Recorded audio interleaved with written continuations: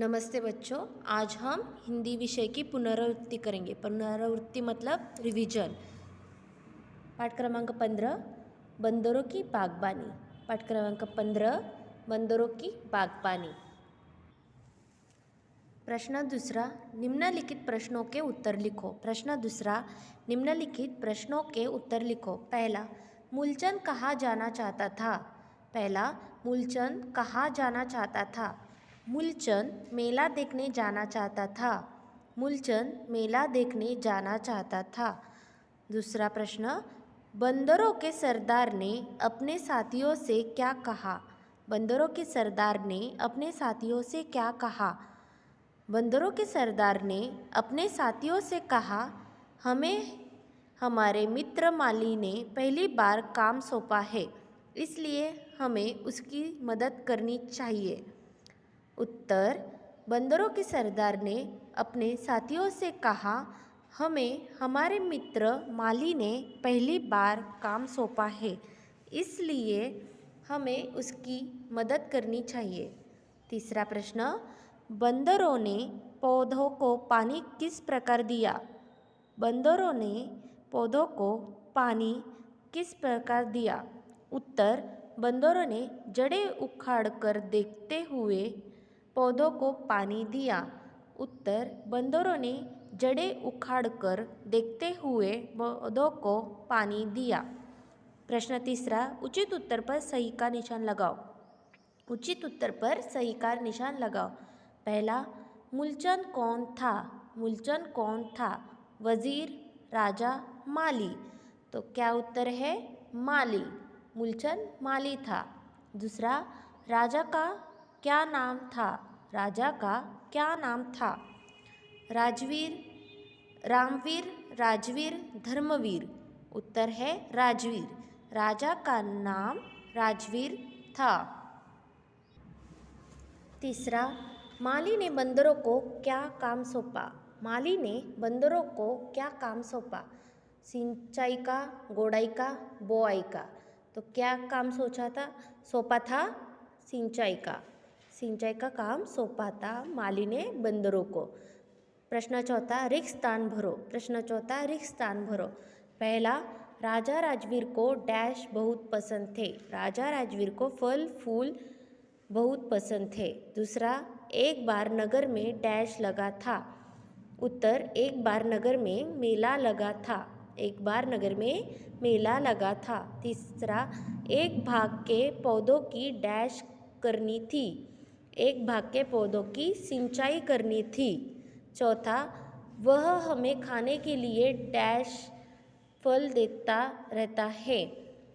उत्तर, वह हमें खाने के लिए हमेशा फल देता रहता है। प्रश्न पांचवा, सही या गलत का निशान लगाओ। सही या गलत का निशान लगाओ।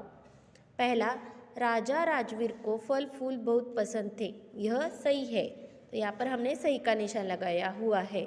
दूसरा, मूलचंद ने सिंचाई का काम पूरा कर दिया। यह गलत है, यह क्योंकि सिंचाई का काम करना बाकी था, तो यह गलत वाक्य है। सारे बंदर तुरंत उछल कूद करने लग गए। यह गलत है। हमें उसकी सहायता नहीं करनी चाहिए। यह भी वाक्य गलत है, क्योंकि उन्हें तय किया था कि वह माली की सहायता करेंगे, परंतु बाग में उसे बहुत काम करना था। बाग में उसे बहुत काम करना था। यह सही वाक्य है। भाषा ज्ञान। प्रश्न पहला, कहानी से एक ही मात्रा वाले शब्द छांट कर लिखो। जैसे उसने, उनके, अनेक, सबके, बड़े, अच्छे, खाने, मेला, गाने, देखने, लेकिन, देने, अपने, मटके, हमारे, मेहनत। यह एक ही मात्रा वाले शब्द हैं। प्रश्न तीसरा, इन्हें क्या कहते हैं? कोष्टक में कुछ शब्द दिए हुए हैं, वो पढ़ेंगे। किसान, खिलौने वाला, पुजारी, नाविक, दर्जी। अभी जो नाव चलाता है उसे क्या कहते हैं? नाविक। जो नाव चलाता है उसे नाविक कहते हैं। जो कपड़े सीता है उसे दर्जी कहते हैं। जो पूजा करता है उसे पुजारी कहते हैं। जो खिलौने बेचता है उसे खिलौने वाला कहते हैं।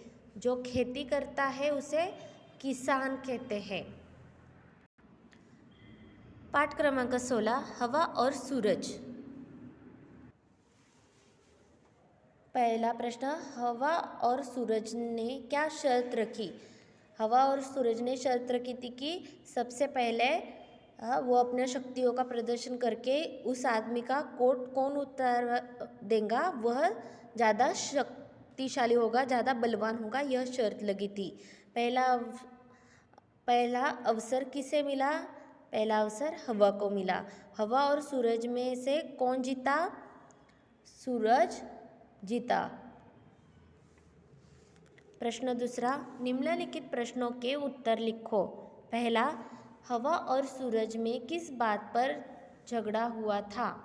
उत्तर, हवा और सूरज में सबसे ज़्यादा बलवान कौन है, इस बात पर झगड़ा हुआ था।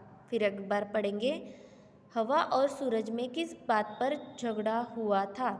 उत्तर, हवा और सूरज में सबसे ज़्यादा बलवान कौन है, इस बात पर झगड़ा हुआ था। दूसरा, आदमी ने अपना कोट कसकर क्यों बंद कर लिया? उत्तर, तेज हवा के कारण आदमी को अधिक सर्दी लगने लगी, इसलिए उसने अपना कोट कसकर बंद कर लिया। तेज हवा के कारण आदमी को अधिक सर्दी लगने लगी, इसलिए उसने अपना कोट कसकर बंद कर लिया। तीसरा प्रश्न, आदमी ने कोट क्यों उतार दिया? आदमी ने कोट क्यों उतार दिया?